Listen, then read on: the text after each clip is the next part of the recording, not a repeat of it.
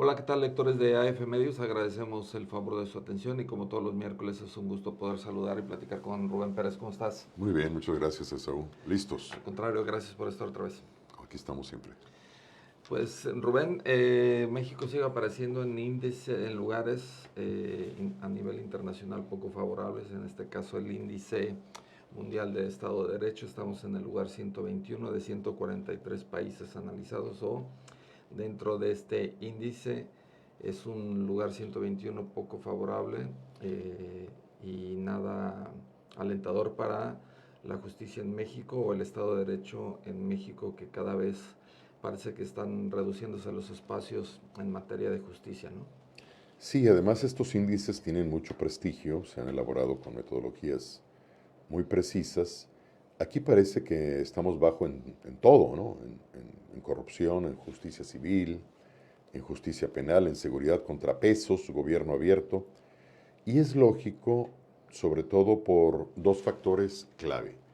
El crecimiento de la inseguridad, la poca capacidad de respuesta que hemos articulado como sociedad y gobierno frente a la inseguridad nacional y las reformas jurídico-judiciales que han trastornado, que han debilitado la visión de un modelo de certidumbre en materia jurídica, que bueno, pues ya lo hemos comentado muchas veces, son parte de la reforma judicial que hemos experimentado en los últimos años.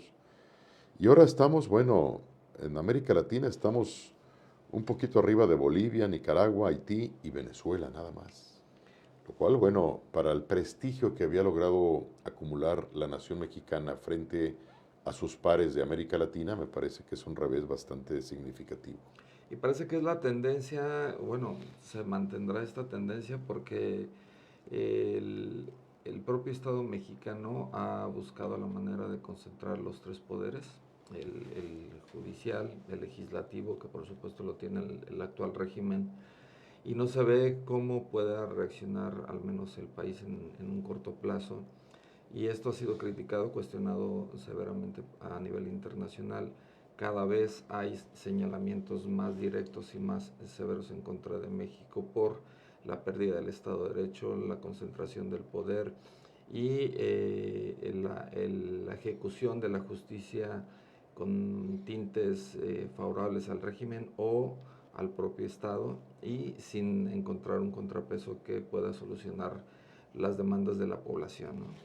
Y bueno, habrá que recordar que si analizamos la realidad, si vemos los hechos cotidianos en México, este índice no miente, ¿no? Es el reflejo, ¿no? Es el reflejo de lo que está pasando. Y digo, podemos poner un par de ejemplos muy rápidos. Tenemos el caso de la Comisión Nacional de Derechos Humanos, que es un contrapeso natural, Que tendría que ser. tendría que ser un contrapeso natural al ejercicio del poder. Bueno, la Comisión de Derechos Humanos está prácticamente inerte, por no decir muerta, no está reaccionando de una forma, ya no digamos efectiva, sino sensata frente a la realidad. La, la titular de esta comisión está fuera de foco, Yo quisiera que cuando menos fuera lógico su actuar, sí o algo, lógica su actuar, nada. pero está desaparecida, como bien dices. ¿Desde cuándo, recuerdas, tú tendrás más contexto, desde cuándo no sucedía algo así, desde la creación de la Comisión Nacional de Derechos No, Humanos? habíamos tenido presidentes de las comisiones de derechos humanos que no eran quizás muy brillantes, por ejemplo, pero estaban, Pero eran operativos, ¿no? actuaban, estaban allí. Y hemos tenido, obviamente, algunos muy brillantes. Pero nunca habíamos tenido alguien que llevara la Comisión Nacional de Derechos Humanos a una institución tan importante, que la llevara propiamente a un estado de que no pasa nada, ¿no?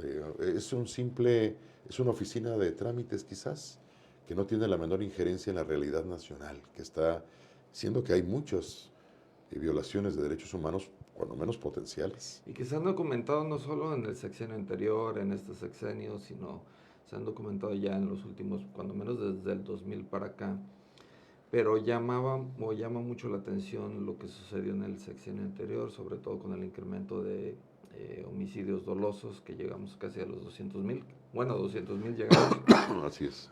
y llamaba la atención que la Comisión Nacional de Derechos Humanos estuviera prácticamente sin actuar Nada, y con la cabeza abajo contra así el poder, es. contra Andrés Manuel López Obrador, y que también fue cuestionada, recordarás, cuando se buscó el mecanismo para poderla reelegir, también fue muy cuestionado por su propio actuar, ¿no? Sí, vaya, y es un caso muy triste porque ella es hija de doña Rosario Ibarra de Piedra. Por cierto, esta señora sí ostentaba con orgullo el apellido de su esposo, de Sí, Piedra, sí, se claro. ostentaba con orgullo, Dura, ¿no? y además una gran mujer.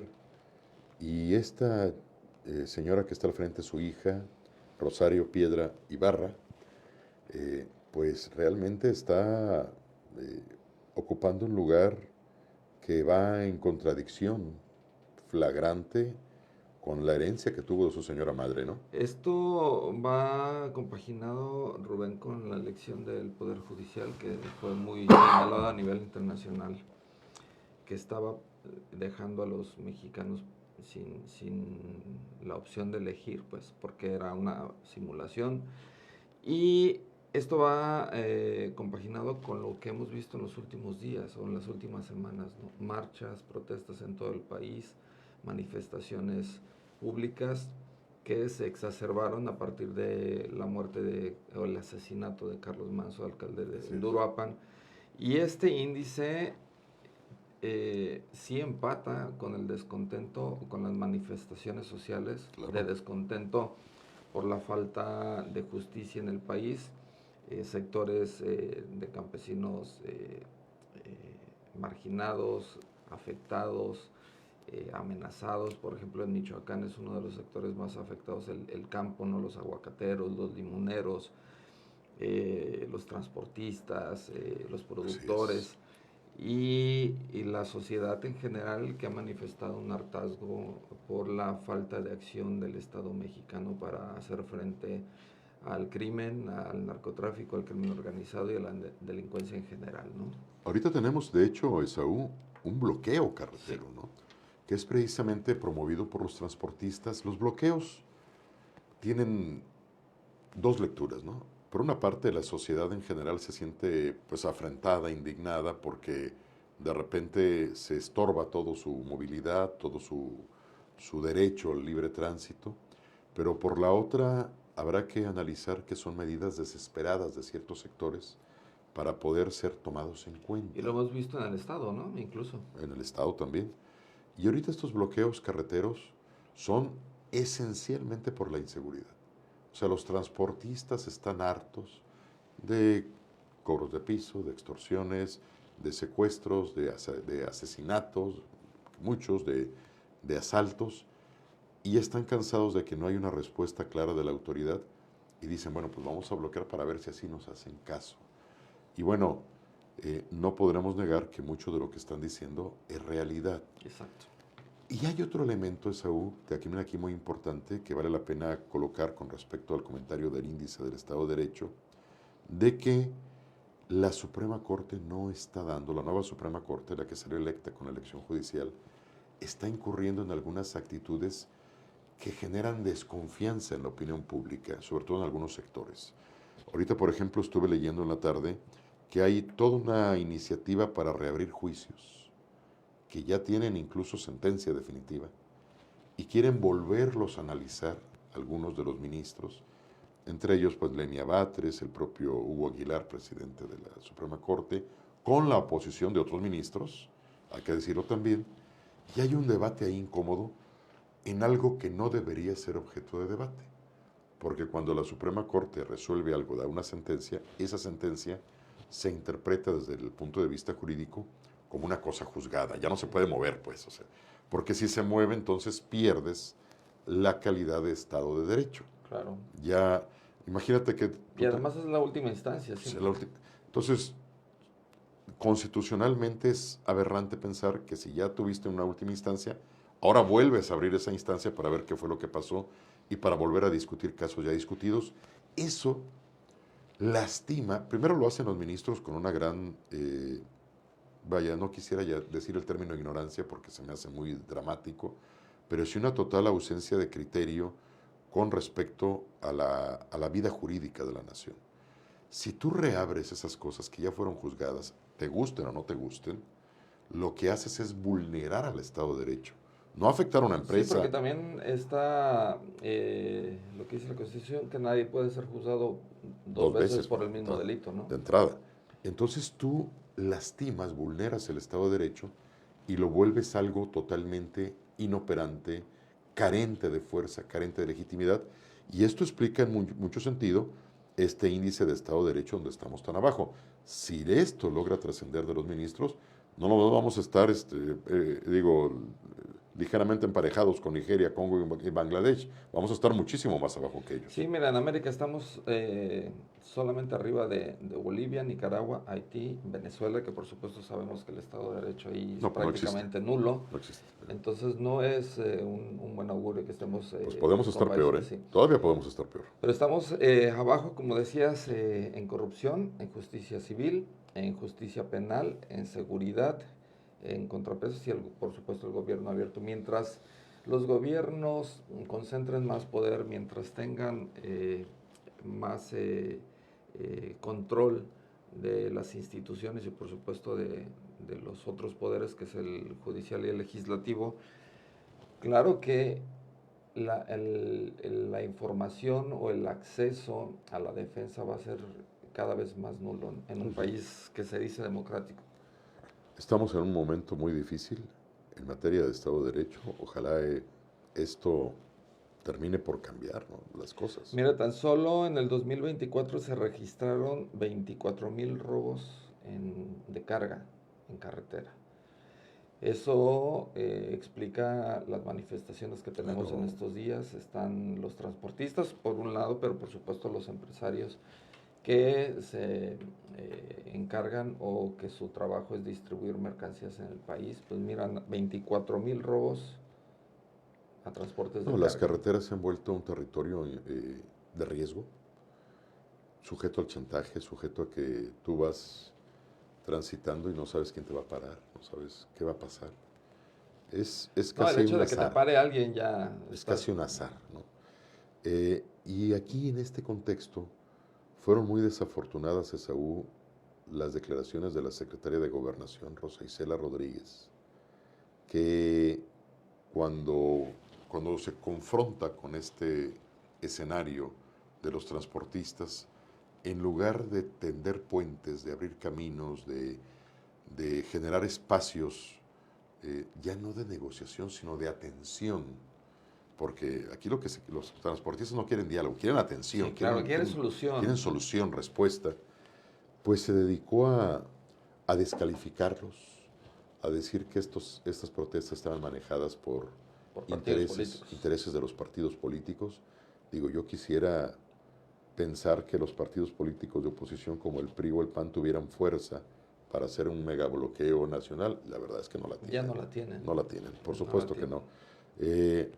Se puso a decir que muchos de los líderes de esos bloqueos tenían carpetas abiertas de investigación. Eso es una amenaza directa, O sea, Rubén. digo, Eso es una no amenaza puede directa. ser. No puede ser que una secretaria de Gobernación diga esto. A Digo, me parece que un secretario de Gobernación debe ser excesivamente cuidadoso.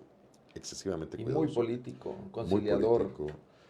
Yo recuerdo, por ejemplo, un secretario de Gobernación con fama de duro como Fernando Gutiérrez Barrios, que se decía que era policía política del país, que un policía político del país, que tenía carpetas de información, casi como si fuera una KGB en pequeño, este personaje. Pero yo llegué a verlo, en esos tiempos hubo algunos eventos públicos de reforma política, etcétera, y yo estaba de estudiante en la Ciudad de México y me iba a ver estos eventos porque me gustaban, me interesaban, y yo veía el actuar de Fernando Gutiérrez Barrios y era un paradigma de la caballerosidad. Jamás salía de su boca una ofensa, una actitud de agresión. Podía estar horas escuchando alegatos de partidos políticos y en todas esas horas estaba siempre con una actitud cuidadosa, atenta. Me parece que esa es la función de un secretario de Gobernación. Yo entiendo que en algunas ocasiones tiene que tener una mano dura en ciertos momentos, pero no tan rápido, ¿no? Aventar la mano dura. Digo, primero escucha los planteamientos y luego resuelve.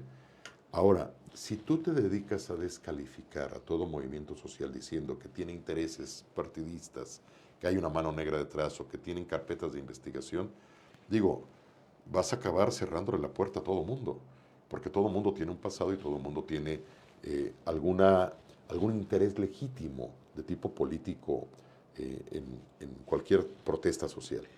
Tenemos que buscar otra forma de atender esos problemas, porque si los descalificamos, pues nunca vamos a generar un diálogo productivo. Sí, pero además este argumento no se sostiene por sí mismo, Rubén. O sea, no se sostiene. A ver, que la Secretaría de Gobernación, en lugar de tomar cartas en el asunto y prometer o analizar, incluso informar una posible solución al problema o a las demandas que están realizando productores del campo, transportistas, sociedad civil y demás, que se concentre en estar pues literalmente amenazando a los protestantes o a los que están realizando estas manifestaciones. Deja claro que el gobierno lo que menos tiene como intención es resolver el problema. Lo único que está haciendo es tratando de culpar o generar una retórica de que si hay protestas es porque están orquestadas por la oposición o por intereses oscuros, pero yo no vi en esa Eso lleva a un declaración callejón sin o yo salida. no vi en ese argumento eh, un resquicio una ventana para poder decir vamos a encontrar la solución a sus demandas, ¿no? Simplemente se fue contra de ellos y esto es desafortunado, pero entendemos también que es la fórmula que les enseñó Andrés Manuel López Obrador en el sexenio anterior, ¿no? Si alguien está descontento es porque tiene intereses oscuros en contra Claro. de nosotros. ¿Te acuerdas que decían Y eso crea un discurso circular, adversarios ¿no? políticos, ¿no? Eso crea un discurso circular que es autoritarismo eso. Sí, Porque si tú, como gobierno, descalificas toda protesta y dices que hay un interés detrás, entonces nunca te oxigenas. Siempre rechazas toda protesta, legítima o no, porque siempre le echas la culpa a un interés oscuro detrás. Y eso crea un discurso autoritario. Aparentemente es un discurso efectivo en el corto plazo, pero en realidad es un discurso autoritario. Tan es autoritario que hasta la presidenta le corrigió la plana a su secretaria de Gobernación al día no siguiente. dijo lo que dijo, ¿no? Sí, dijo, no, bueno, no dijo lo Quiso que decir dijo, otra quiso cosa. decir otra cosa, bueno, ahí está lo que dijo, pero cuando menos hay un síntoma de preocupación de que ese tipo de discurso genera un modelo de re, revuelve en sí mismo el argumento y no deja espacio para el diálogo, que a final de cuentas es la democracia. Habrá que recordar aquella vieja definición de Octavio Paz: el diálogo es lo contrario al silencio que ignora y al ruido que ensordece. Exacto. Y eso es básico, ¿no? Pero volviendo al argumento de que la oposición, al menos el PRI y el PAN, están en una debacle constante, que están debilitados, que no tienen poder de movilización como la tuvieron en su momento, cuando fueron gobierno, cuando tenían el poder, se antoja difícil luego de ver las marchas, por ejemplo, en Uruapan, más de 100,000 ciudadanos de ese municipio marchando por la inseguridad, por el asesinato de Carlos Manso, se antoja difícil que pueda el PRI, con esa debilidad que tiene, poder organizar No, tanto a los no, no. productores en estados como Michoacán, como Jalisco, como el Estado de México. Se antoja No, completamente no, difícil, es no se imposible. sostiene esa acusación y lo único que nos deja claro es que no tiene posibilidades o no quiere entrarle a la solución del problema, ¿no? No, tú te imaginas al Hito convocando una manifestación en Reforma para algo, ¿cuánta gente llegaría, no? Digo, vamos empezando por ahí, ¿no? Ahora, en el supuesto de que fueran partidos, ¿qué acaso Morena bueno, el movimiento que encabezó Andrés Manuel López Obrador antes de ser Morena no duró 18 años haciendo eso? No duraron meses bloqueando Reforma, no paraban el tránsito en carreteras, no se inconformaban de la misma manera, no llamaban a no pagar impuestos, etc, etc, etc. Sí, claro. Me parece que es una memoria, o tiene mucho del sector en el poder, tiene una memoria convenientemente selectiva, ¿no?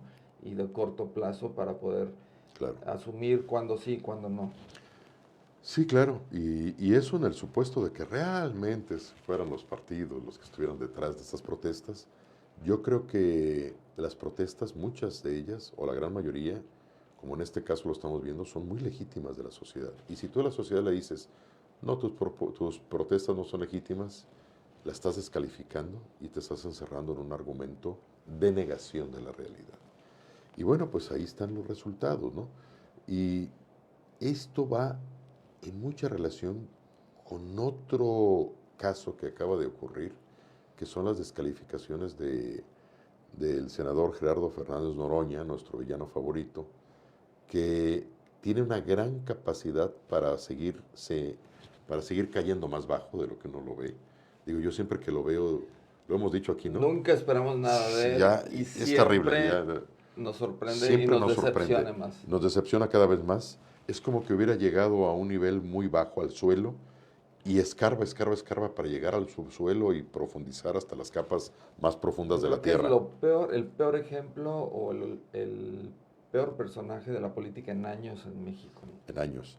Y bueno, eh, este personaje se ostenta como un representante de Morena y precisamente extiende esta negación, va en consonancia con lo que estamos diciendo, extiende esta negación de las manifestaciones populares para descalificarlas. Ahora se atrevió a descalificar a todo el movimiento que está alrededor de todo lo que ha pasado en Uruapan.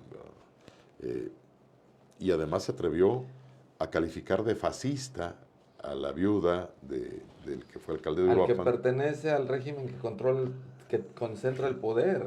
O sea, ¿cómo llama fascista a una? Es increíble la ligereza con la que extiende argumentos y los arroja al viento, ¿no? Pero además, a mí me llama mucho la atención, Rubén, eh, la ligereza primero con los que son miembros connotados del régimen, son impunes ante sus acciones y declaraciones. ¿Qué pasó en el caso de Noroña cuando un ciudadano abogado le dijo una serie de cosas que lo Hubo encontró una pequeña confrontación verbal. en una plaza de un aeropuerto, ¿no? No lo obligó a pedirle disculpas Así es, públicas en el Senado, en frente de todo el país. así es. Y Noroña ataca a la esposa o a la viuda de Carlos Manso, que está en todo su derecho de emitir expresiones y tratar de señalar posibles campos de investigación o rubros o líneas de investigación en el caso de su esposo. Y que el senador que hace poco obligó a un ciudadano a pedirle disculpas por comentarios directos, él se sienta tan impune, tan libre, tan, tan sobrado políticamente como para atacar a la víctima del asesinato, víctima directa, pues la esposa de Carlos Manso, y todavía, después de que no le bastó el tiempo en tribuna en el Senado, llama a rueda de prensa a los medios para seguir atacando a la esposa de Carlos Manso. Le dice que le ganó la ambición, que va por la gobernatura, como si Noroña fuera una persona que tiene calidad moral para hablar de la ambición, ¿no? Qué barbaridad. Y a mí esto me hace recordar, ¿te acuerdas cuando hace poco se fue de turista por allá por Palestina? Sí, lloró allá, pero no puede llorar acá por las víctimas en Exacto. México, ¿no? Se puso a llorar allá por los palestinos muertos, pero aquí no ha derramado una sola lágrima por los mexicanos muertos, ¿no? Pero además, Rubén, lo que le pasó, el descontento que tienen, por ejemplo, en Michoacán contra el gobierno federal, es precisamente porque su régimen, su partido no ha dado soluciones, Rubén. Y atacar directamente a una mujer que está tratando de salir adelante con su municipio después de lo que sucedió, lo menos que puedes esperar de un político mexicano que conoce la realidad del país, pues es empatía. Mínima empatía.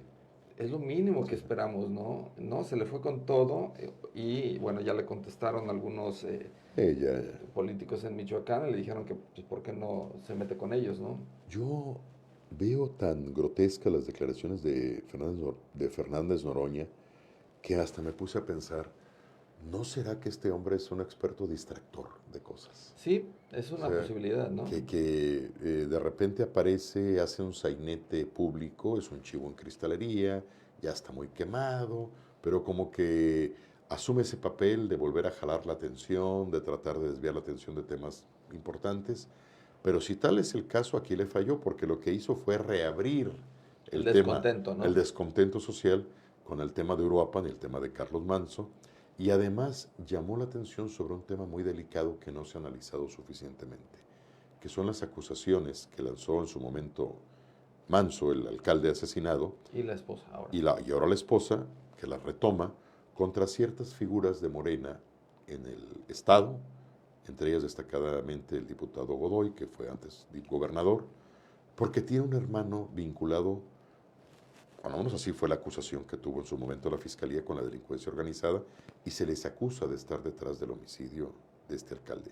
Quizás no sea cierto, quizás sea solamente una acusación política, pero la sola mención de eso y el solo Implica otra referente línea, ¿no? implica otra línea de investigación que debe seguirse, y no se puede responder con descalificaciones a algo tan delicado como esto, ¿no? Por un lado puede ser eso que dices que sea un experto distractor, pero a mí me da la sensación, Rubén, de que solamente él así puede estar vigente en la política.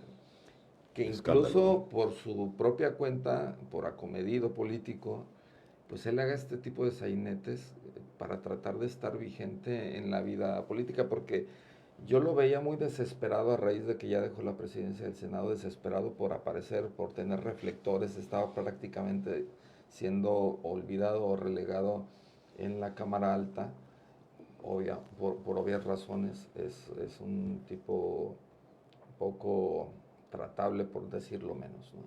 Entonces yo lo veía más desesperado y puedo pensar que va más por ahí, a comedirse, a hacer ese tipo de trabajos que quizá nadie le pidió, o esas formas que nadie le pide que realice, y estaba desesperado, ¿no? Por Y, volver a la escena. pero qué daño le hace a su partido, ¿eh? Qué daño le hace a su movimiento y qué daño le hace al gobierno federal. Lo mete en problemas innecesarios.